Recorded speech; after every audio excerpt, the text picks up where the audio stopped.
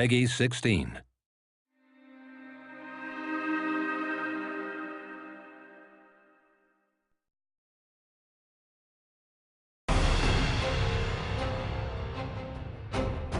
What I like about the signature story arcs is, you get the sense of playing with the signature characters, right? Your character that you've created is going to be interacting with the lore characters, the big named characters from City of Heroes. Positron, at first he actually was nothing but like kind of atomized energy within a suit of armor until he was eventually cured in a series of events that happened. He's a brilliant scientist, and he actually built a suit of armor that can harness the antimatter that he creates as sort of its power source. And in doing so, he's tough because the armor's extremely durable. He can fire energy blasts, and he can fly as well. Sister Psyche is the psychic of the group. She is probably the most powerful psychic on the planet, and she has the ability to mind ride, where she can basically take over the body of someone else. Manticore is sort of the billionaire playboy who goes out and becomes a vigilante at night. Manticore has no real superpowers of his own. Recent events have given him the ability to teleport, so he has a little bit of power granted to him from some powerful sources.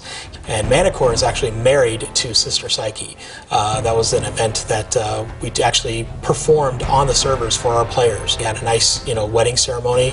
A bunch of us all, as logged in as our characters, and actually performed the ceremony for special guests.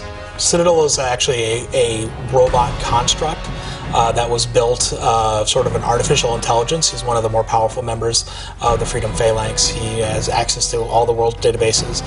He's extremely strong. He's extremely tough. Numina is one of the members of the Freedom Phalanx. She is a ghost. She comes from a long line of magicians, and basically she has the power to possess someone. We actually had a contest where the players could contribute to the game, and we had one spot left open on this roster, and we got a whole bunch of entries, and Numina is actually the character that won that contest. Numina is created by a player.